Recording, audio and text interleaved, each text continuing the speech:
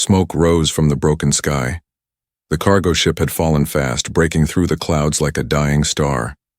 It hit the ground outside the human mining zone with a sound that echoed for miles. Jace stood at the edge of the crater, dust covering his boots. He was a mechanic, just a regular worker. He had no gun, no rank, and no orders to be there. But he had heard the crash. The wreckage still burned. Pieces of metal were scattered like bones. His radio buzzed. "Don't go near it," the foreman warned. That was an alien ship. Let the cleanup teams handle it. But Jace didn't move. Something didn't feel right. And then he heard a sound, a cry. Soft, like a baby bird too weak to scream. Jace jumped into the crater. The heat burned his skin, but he pushed forward. He stepped over twisted steel, climbed over half-melted panels, and finally found the broken passenger pod. Inside it was a small figure, curled up, shaking, alive. The girl couldn't have been older than 6, maybe 7 in alien years. Her skin was pale lavender. Her arms were thin and her eyes were too large for her face. She was wrapped in rags, her body covered in cuts and ash. She looked up at him. Her eyes were full of fear. Jace dropped to his knees. "It's okay," he said gently. "I've got you." The girl didn't speak. She just reached out with one shaking hand and grabbed his sleeve. Her fingers were ice cold. The emergency crew arrived 10 minutes later. Jace stood between them and the child. "She's alive," he said. One of the officers looked at her and frowned. "Alien female, no ID tag. She's just a kid. Then she's not our problem." The cleanup team began setting charges around the wreck. They weren't there to save anyone. They were there to erase it.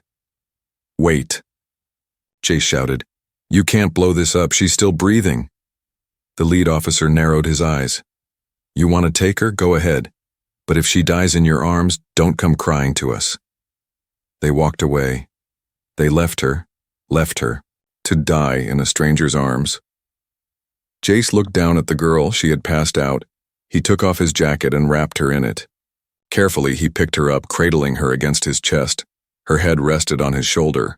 Her breathing was shallow.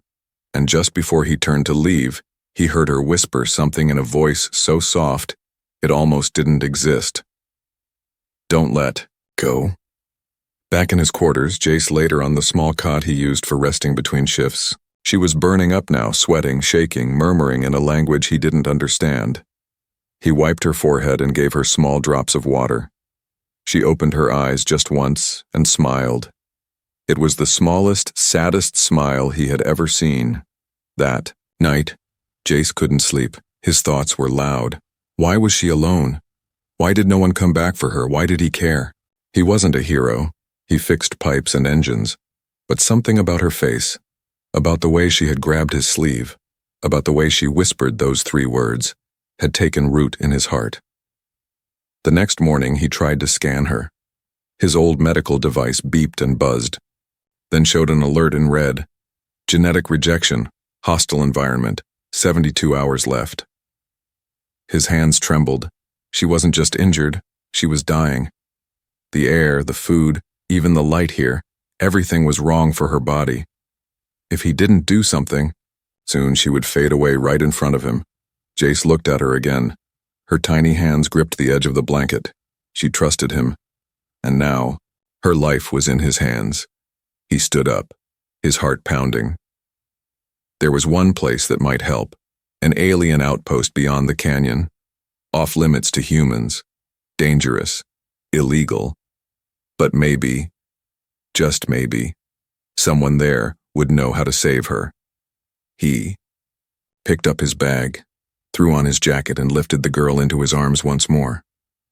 She stirred and opened her eyes. "You came back," she whispered. Jace smiled. "I told you," he said. "I've got you." And this time, he didn't let go. Jace drove through the canyon with both hands tight on the wheel. The small hover rover bounced over the frozen rocks, its old engine coughing with every turn. Behind him, the human outpost slowly disappeared, into the white mist. Ahead lay the unmarked zone, the place where alien traders lived. No one from the colony went there anymore. Too dangerous, too illegal. But Jace had no choice. The girl in the passenger seat was dying, and no one else would help. She slept quietly now. Her color had faded. Her skin looked almost gray. Her chest moved up and down, but slower than before. He placed a hand on her forehead. Still burning. He turned the rover faster. "I'm not going to let you go," he said. She didn't answer, but her hand weakly reached out and gripped his sleeve. Hours passed. Wind cut across the land like knives. The sun had fallen behind clouds and shadows crawled across the ground. Finally, Jace saw it. A broken tower sticking out of the rocks. Blue lights flickered from under the stone. The alien zone. Old, forgotten, but still alive. He pulled up to the gate. A strange drone buzzed above his head. "Identify." "I'm not here to fight," Jace said. "The girl with me, she's sick. She needs help." The drone scanned him, then scanned the girl. It paused, and then the gates opened. Inside was like another world. The buildings were curved, glowing with colors human tech didn't have. Creatures of all shapes moved between stalls, some with 3 eyes, others with wings, a few slithering. They all stopped and stared when Jace walked in. A human, carrying one of their own? Whispers started. Someone pointed. A few backed away in fear. Jace didn't care. He walked straight toward the glowing symbol above a dome marked with alien healing runes. He pushed the door open. The room inside was warm. A tall creature with smooth, green skin and 4 arms stood behind a crystal table. His eyes widened when he saw the girl. "Where did you find her?" the healer asked in a deep voice. "She was in a crashed ship," Jace said. "No one helped her, so I did." The healer stepped forward quickly, placing a soft hand on the girl's chest. He closed his eyes. "She's changing. Fast. Her body is rejecting this world." "I know. Can you help her?" "I can try." The healer placed the girl in a glowing pod filled with blue mist. She twitched. Her body shook. Then slowly, her color returned, but the healer didn't look happy. "What is it?" Jace asked. "She's not just any child. Her kind. They were rare even before the war." "What do you mean?" "She carries something inside her. A power. A gift. It was supposed to die out. That's why they left her." "Left her?" The healer nodded slowly. Her family feared what she would become. Jace felt cold. "They left her on purpose?" "Yes," the healer whispered. "Because they were afraid." Jace stepped back, heart pounding. The girl had shown him nothing but kindness. A soft voice, a hand on his sleeve, a smile. She had no hate, only warmth. "She's just a kid," Jace said. "She won't be for long," the healer replied. "Her body is awakening, and once that begins, the syndicate will come." "The syndicate? They hunt her kind. Always have." Suddenly the girl opened her eyes. They weren't just purple anymore. They were glowing, like fire.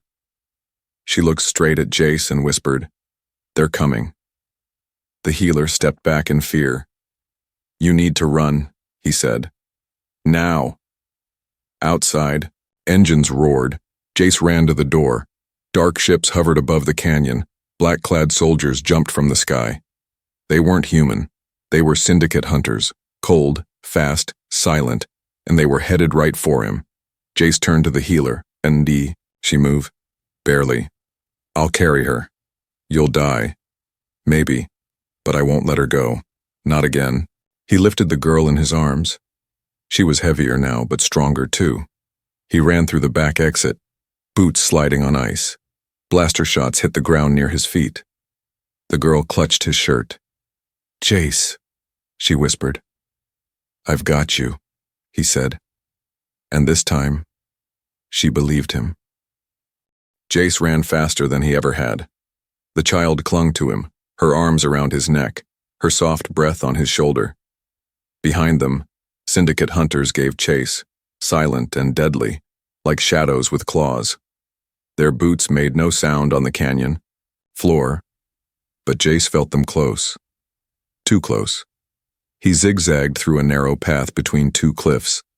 The hover rover he had come in was too far to reach, and too slow. They needed a miracle. He spotted a dark tunnel carved into the rock, an old mining shaft. He dove into it, holding the girl tight. Inside it was pitch black. Only the soft glow from her skin lit the walls. Jace slowed, breathing hard. The girl looked up at him. "I saw it," she said softly. "Saw what?" "The future." Jace blinked. "You saw the future?" She nodded. "You carried me through fire." Behind them, syndicate lights passed by the tunnel's mouth. They didn't see him enter. He waited. Minutes passed, then silence. He exhaled. The tunnel curved downward. Jace followed it, deeper into the earth. The girl leaned her head against his chest. "They won't stop," she whispered. "I know. But you're still helping me?" Jace stopped walking. He looked at her carefully. "Why wouldn't I? No one ever did before." He smiled sadly. "Well, I'm not no one." At the bottom of the tunnel, they found an old tech vault, locked tight with rusted panels. Jace tapped a few codes on the keypad. Nothing. Dead power. The girl reached out and touched the door. A soft hum began. The metal glowed under her palm. The door slid open. Jace stared at her. "You did that?" She nodded. "I don't know how. I just felt it." He stepped inside. The vault was untouched, full of emergency gear, heat packs, old food bars, and medical tools. It would keep them hidden for now. Hours passed. Jace wrapped the girl in a thermal blanket and gave her a food bar. She nibbled quietly, her eyes never leaving him. He patched a small wound on her shoulder and noticed something strange. A mark, a faint symbol beneath her skin like fire trapped under glass. "What's this?" he asked. She looked at it too. "That's what they want." "What is it?" "I don't know yet, but they're scared of it." Outside the tunnel, the wind howled. Jace's comm device buzzed suddenly. "Jace, where the hell are you?" It was Malik, his old friend back at the mining colony. Jace hesitated, then answered. "I found a child. Alien. She's in danger. You've broken every law we've got. You're carrying a high-value life form without registration. If the board finds out..." "They already did," Jace said. "Are you coming back?" Jace looked at the girl, now fast asleep. "No, not yet." He shut off the comm and made a decision. He would break every rule to keep her safe, even if it meant leaving everything behind. The next day, Jace found a map in the old vault. It showed an escape route, an old transport tunnel that led to an abandoned alien transport hub miles away. If they reached it, they could find help. But it ran under syndicate land, full of drones, traps, and sensors. He looked down at the girl. Her fever had broken. Her skin glowed steady now. Her strength was returning. "Can you walk?" he asked gently. She nodded. "I can walk with you." That night they left the safety of the vault and entered the old tunnel. Jace held her hand. They moved slowly, avoiding pressure plates and laser traps. Once, a syndicate drone flew overhead, but the girl held out her hand, and it froze in midair. She whispered something strange.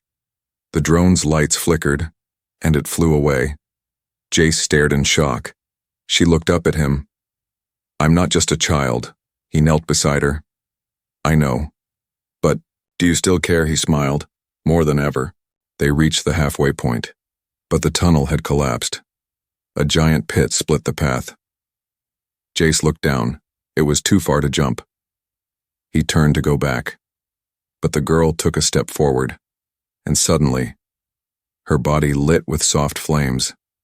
Not hot, not burning, just Light. A bridge of fire formed in front of her like steps made of her own energy. She turned to Jace. You won't fall? He hesitated, then stepped onto the fire, and crossed. Together. The fire bridge faded behind them as soon as they reached the other side. Jace stared at the glowing steps as they vanished into mist. He had crossed on nothing but flame. Real, solid, living flame. He looked at the little girl walking beside him. She looked calm. Too calm. Like she had done this before. But Jace knew. She hadn't. Something inside her was growing, changing, and it scared him a little. Not because of what she might become, but because she didn't seem scared at all. They moved deeper into the tunnel system. It was colder now. Darker. Old alien symbols lined the walls, faded with time. Jace couldn't read them, but the girl reached out and touched one. The symbol lit up. She smiled. Jace raised an eyebrow. You understand that? Not with words, she whispered. I feel it. They reached a locked metal door, covered in vines. The girl tilted her head. Someone sealed this. Why? To hide something. She placed her hand on it. The door shook, not from her touch, but from something behind it. Jace raised his old mining pistol.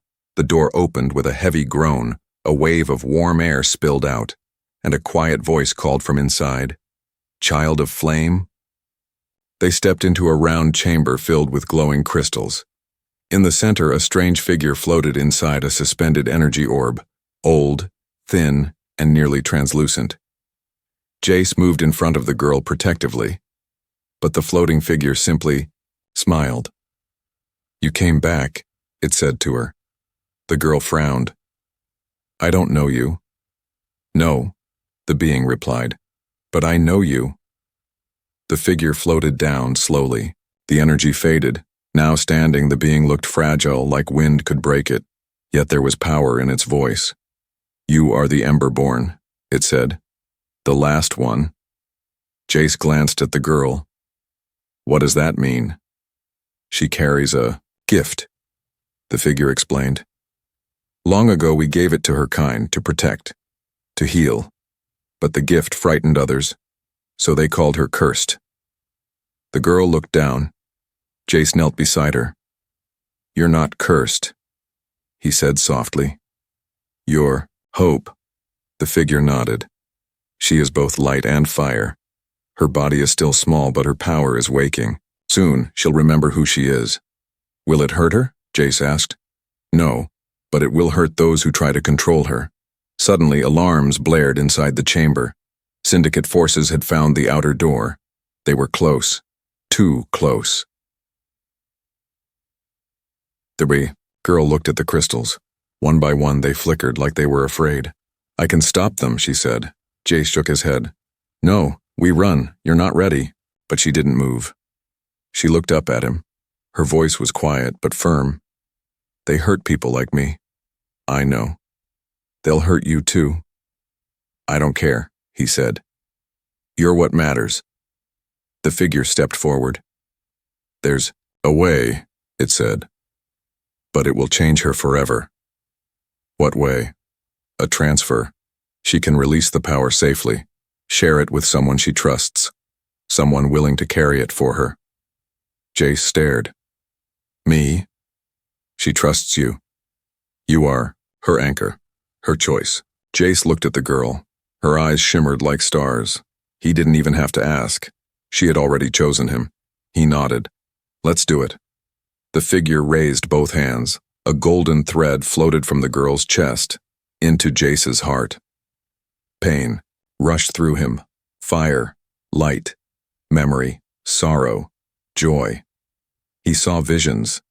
Her mother hiding her during a raid, her screams when they took her away, her lonely dreams in the wrecked ship, and then peace. Silence. The energy settled. The connection was made. Jace collapsed, gasping. The girl knelt beside him. Are you okay? She asked. He looked at her and smiled. I feel warm. Outside, Syndicate soldiers entered the tunnel. But inside, the chamber, they found only mist. The crystals were dark. The figures were gone. The trail had ended, but deep underground, a new light had begun. The stars above were silent. Jace stood on the edge of a cliff holding the girl's hand. The mountain wind pushed against them, but she didn't flinch. Not anymore. Below them, Syndicate dropships searched with red lights and scanners, but they were always one step behind. Something inside the girl had changed, and something inside Jace had too. She didn't speak much since the transfer, but her eyes said everything. When she looked at him, he felt calm. When she touched his hand, the air around them warmed, and when she closed her eyes, the earth itself seemed to listen. They traveled through the outer zones now, places where humans didn't go and maps didn't work. But the girl led them with strange confidence. "This way," she'd whisper. "The earth remembers." Jace didn't understand, but he followed, always. He had seen what she could do, what lived inside her. She wasn't just a lost child anymore. She was something more, and he was part of her now. They stopped near an abandoned comm tower. It was broken, but Jace used its pieces to build a signal booster. He was trying to reach someone, anyone. The girl sat beside him quiet. Then she looked up and whispered, "They're coming again." Jace froze. "How do you know?" She pointed to the clouds. Dark ships were moving fast. "They want to end the flame," she said. "They'll have to go through me," Jace replied. They hid in the ruins that night. Jace didn't sleep. The girl curled up beside him like a child should, but her body gave off heat like a small sun. He watched over her, thinking, why her? Why him? Why did it feel like fate? Then she stirred. "Jace," she whispered. "Yes?" "When I was on the ship, I dreamed of someone holding me, someone warm." He didn't say anything. She reached for his hand. "It was you." The next morning, the sky cracked open. Syndicate enforcers dropped from the clouds. No warning, no escape. Jace grabbed the girl's hand. "Run!" But she didn't run. She turned, her feet planted on the stone, her hands lifted slowly, and her eyes. They burned. The first soldier aimed a weapon at her. A flash of light knocked him back before he could fire. The others hesitated. Jace pulled his pistol, ready to defend her. But he didn't need to. Flames danced around her now. Bright, living fire. That didn't burn the ground but shimmered in the air. She stepped forward. "No more," she said. The soldiers advanced. One of them raised a high-pulse cannon. Jace fired first, hitting the weapon and making it explode. Another soldier charged. The girl didn't move, but the earth beneath the man cracked, and he fell into a pit of molten rock. The other soldiers turned. They weren't trained for this. She wasn't a target. She was a force. They retreated. Fast. Within seconds, the skies were empty again. Silence returned. Jace stepped beside her, heart pounding. "Are you okay?" he asked. She nodded. But then, she collapsed. He caught her. Her body was burning hot. "Too much," she whispered. "Too fast." Jace lifted her carefully. "You did great," he said softly. "But next time, let me help too." She smiled weakly. "You already do." He found a safe cave nearby. He set her down gently, gave her water, wrapped her in his jacket. As she slept, he checked the signal booster again, still no reply. But this time, it didn't matter. He wasn't waiting to be saved. He was the one doing the saving now. Later that night, she woke. Her eyes met his. "You're not afraid of me?" "No." "Even now?" "I've seen your power, and I still see you." She reached up, touching his chest. "There's fire in you too now." He chuckled. "Just enough to keep up with you." She giggled softly. and for the first time since the crash, she felt safe. The next day, Jace awoke to the sound of dripping water. They were deep in the cave now, hidden from the syndicate, far from the colonies. The girl sat near a glowing spring, her feet dipped in the water, her body calm. She was humming, a strange tune, not human, not anything he knew, but it was peaceful, and it made him smile. She turned her head. "You're awake." "Barely," Jace replied with a yawn. "Is that a song from your home?" She nodded. "My mother sang it, before she hid me." Jace walked over and sat beside her. "Do you remember her?" Only her hands, her voice, her fear. He didn't speak. Some silences were better left whole. Outside, syndicate scouts still hunted. They were searching not just for her, but for what she carried. The Flameborn weren't meant to live. Not anymore. But one had, and now they feared her. Jace checked the old tech module he'd reprogrammed.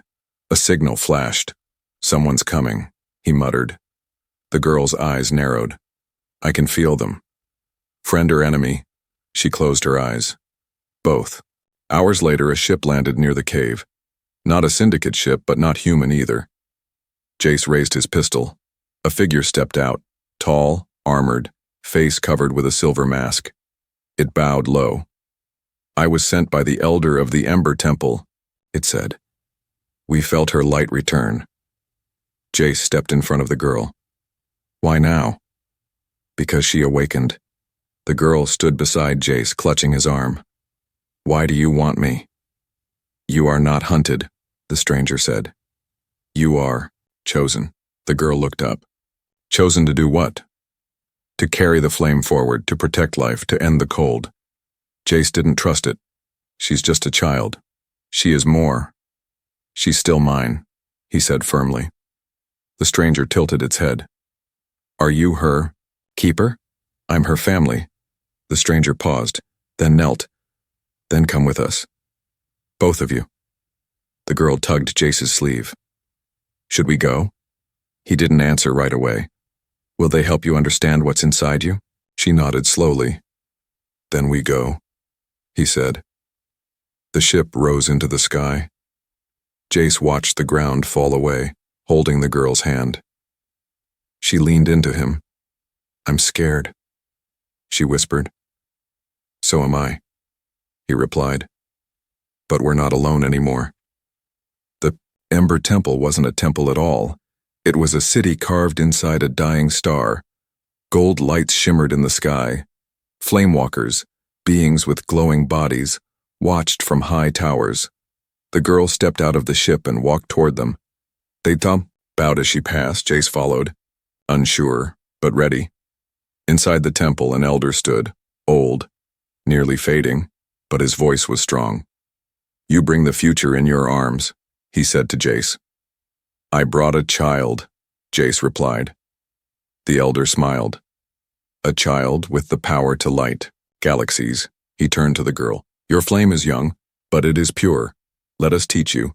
She looked at Jace. He nodded. "It's okay," he said. "I'm right here."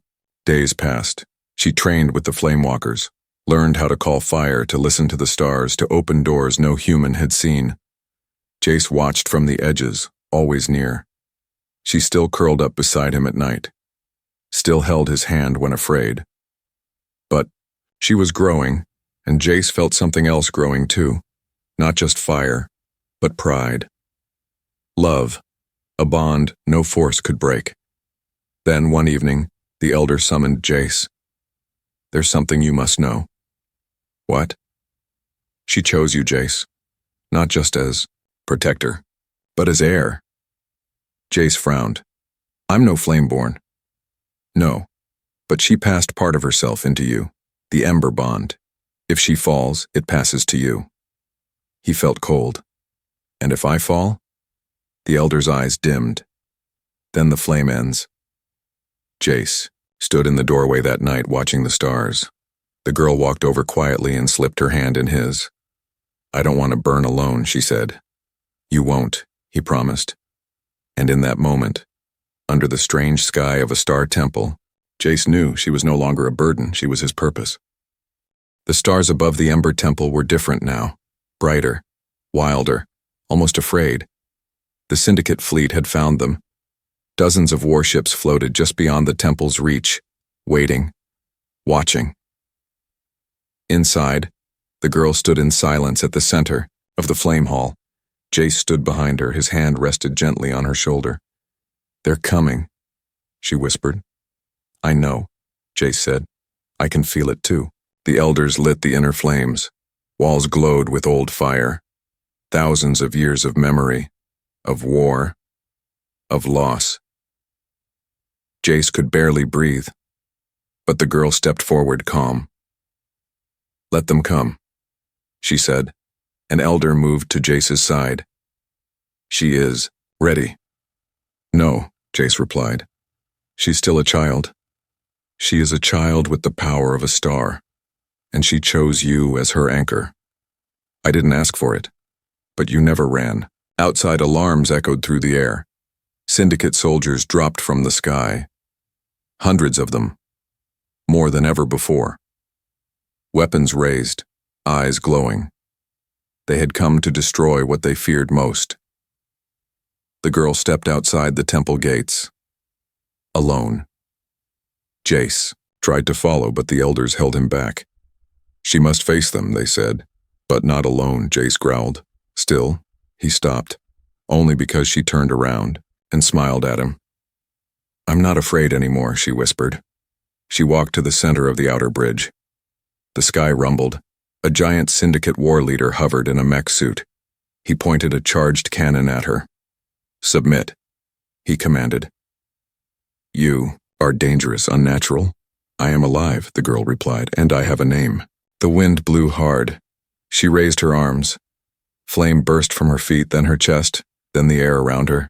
Not hot, not wild, but pure. The soldiers opened fire, but the shots never reached her. A shield of light wrapped around her. Then, silence. Every Syndicate weapon overheated, exploded in their hands. The bridge cracked beneath them, but she didn't move. She became the fire. From the temple, Jace watched. He could feel her heart beating in his own chest. She wasn't alone. He was still with her. Through the Ember Bond. Through everything. The war leader rushed her with a blade. Too fast. Too close. She closed her eyes. And he stopped midair. Frozen. Held by threads of flame. She whispered, "You hurt me once. You won't hurt anyone again." And with a flick of her fingers, he vanished into sparks. The rest fled. They didn't just retreat. They ran like shadows before the sun. The Syndicate was broken, and the girl, she stood quietly, not smiling, not angry, just breathing, alive. Jace ran to her, caught her as she stumbled. "You did it," he said. She leaned into him, tired, but peaceful. "I didn't do it alone." He held her tightly. "No, you didn't." Later, inside the temple, the elders gathered around them. "You have brought back the Flameborn," one said. "She brought herself back," Jace replied. "I just believed in her." "And now?" another elder asked. Jace looked at the girl. She looked at him. "I think," he said, "we go home." "Where is home?" she asked. He smiled. "Anywhere we stand together." The last scene. A ship flies across space. Inside, the girl watches stars pass. Jace sits beside her, arm around her shoulder. She closes her eyes, resting, and for the first time, she sleeps without fear.